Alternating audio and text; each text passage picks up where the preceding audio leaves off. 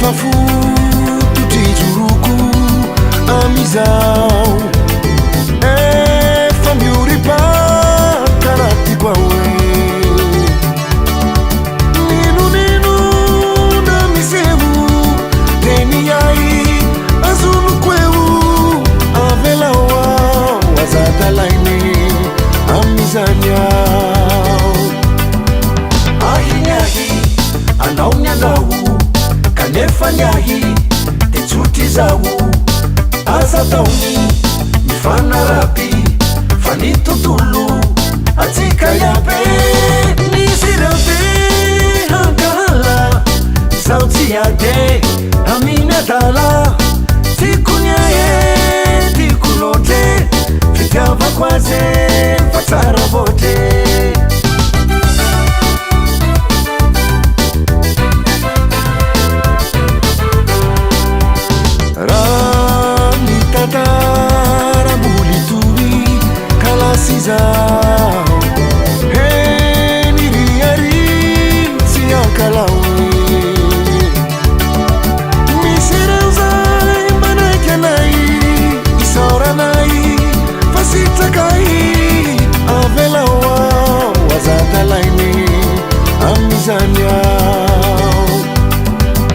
ahinyahi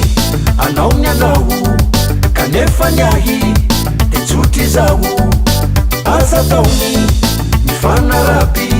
fanitutulu atika yape nisirape hangala sauti yade aminatala tikunyaye tikulote fikava kwaze fatarabote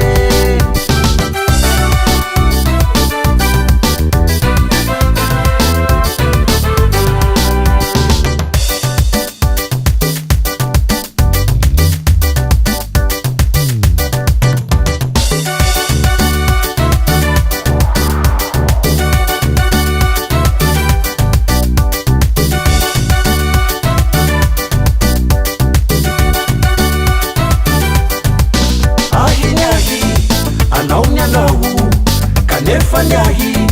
techuti zawu azatauni mifanarapi fanitutulu atika yape nisirape hangala sauti yade aminatala